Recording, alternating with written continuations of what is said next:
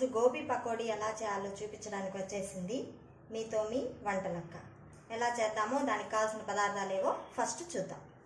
గోబీని తీసుకొని ఇలా చిన్న చిన్న ముక్కలుగా తరుక్కోండి.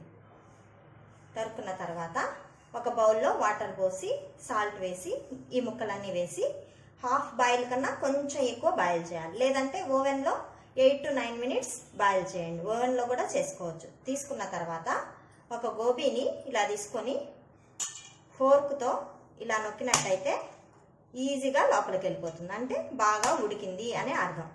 అలా అలా ఉడకబెట్టుకొని ఇలా ప్లేట్ తీసుకొని ఈ విధంగా పరుచుకోండి.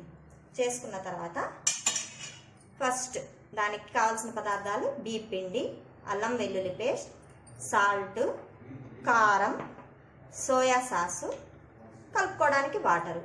ఇంకే విధంగా చేద్దామో చూద్దాం.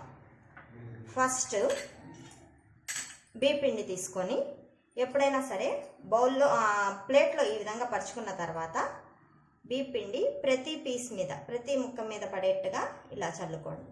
ఈ విధంగా చేసినట్టయితే కొత్తగా చేస్తున్న వాళ్ళకు కూడా గట్టిగా రావడం లేదంటే మెత్తగా రావడం, నూనె ఎక్కువ పీల్చుకోవడం లాంటివి జరగకుండా అన్ని ముక్కలకి ఈక్వల్గా పడుతుందన్నమాట. క్రిస్పీగా కరకరలాడుతూ ఏగించినప్పుడు బాగా వస్తుంది గోబీ. ఈ విధంగా చేసి చూడండి ఒకసారి, మీకే డిఫరెన్స్ తెలుస్తుంది.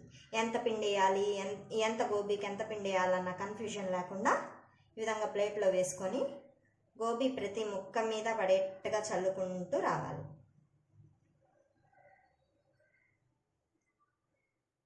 చూసాం కదా. ఇలా చల్లుకున్న తర్వాత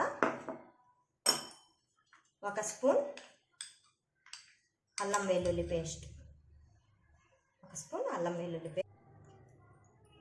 తర్వాత అల్లం వెల్లుల్లి పేస్ట్ వేసుకొని సాల్ట్ కూడా సేమ్ ఇలా చల్లుకుంటూ రండి. ప్రతి ముక్క మీద నీట్గా ఈవెన్గా పడేట్టుగా చల్లుకోండి.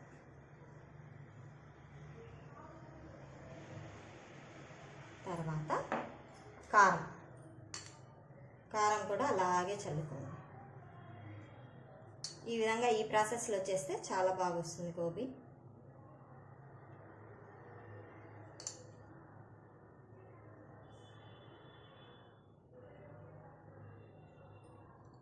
కారం కొంచెం ఎక్కువ తినేవాళ్ళు కొంచెం ఎక్కువ వేసుకోవచ్చు.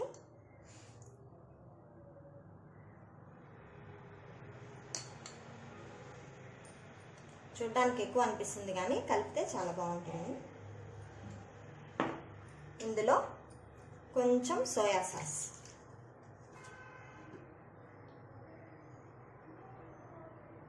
జస్ట్ ఒక హాఫ్ స్పూన్ వేసుకోండి.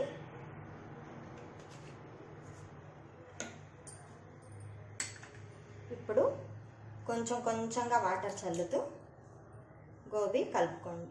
ఈ లోపల బాణల్లో నూనె పెట్టుకొని హీట్ చేసుకోండి. ఇలా చక్కగా కలుపుకోవాలి.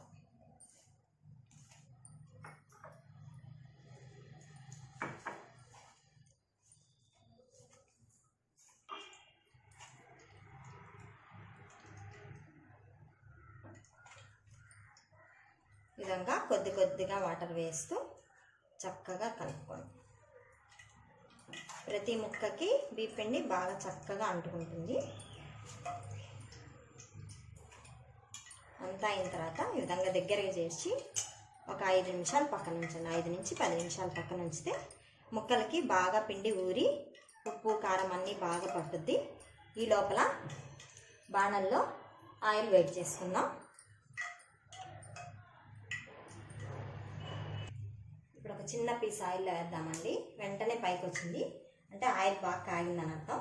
ఇప్పుడు గోబీ వేసుకుందాం. గోబీ కూడా ఎలా వేగాలనేది నేను మీకు చూపిస్తాను, ఎంతవరకు వేగాలనేది. ఈ కాలం గోబీ అంటే పిల్లలు పెద్దవాళ్ళు అందరూ చాలా ఇష్టంగా తింటారు. మీరు ఇంట్లో ట్రై చేసుకోండి. ఇది బియ్యం పిండితో చేస్తాం కాబట్టి పిల్లలు కానీ తిన్నా ఎవరు తిన్నా సరే, పెద్దవాళ్ళు తిన్నా అరుగుదల ప్రాబ్లం ఉండదు. అదే మైదా పిండితో చేసేటైతే గోబీ అరగడం, కడుపు నొప్పి అవన్నీ ప్రాబ్లమ్స్ వస్తాయి. బియ్యం పిండితో కాబట్టి ఎంత గోబీ అయినా తినేయచ్చు.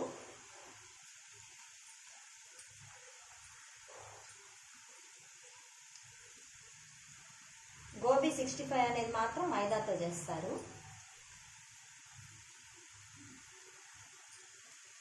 బాగా వేగాలండి.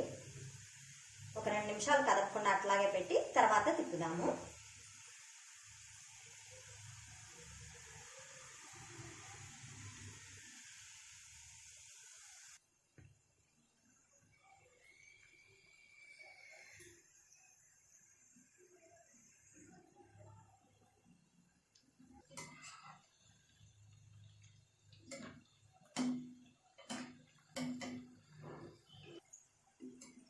చూడండి బాగా వేగిపోయింది. వేగాయని ఎలా తెలుస్తాయంటే ఇలా అనినప్పుడు శబ్దం వినిపిస్తుందండి కరకర, అప్పుడు బాగా వేగిపోయినట్టు. పేపర్ నాప్కిన్లో తీసేసుకుందాం.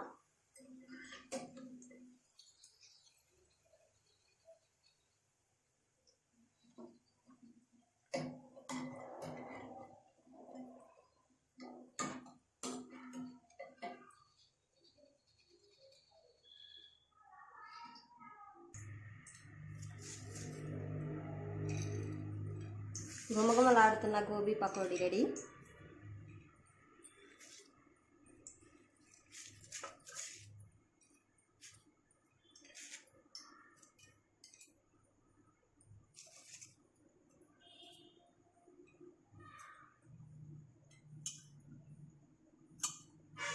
చక్కగా ఎర్రగడ్డ ముక్కలు, నిమ్మకాయ వేసుకొని ఎంజాయ్ చేయండి.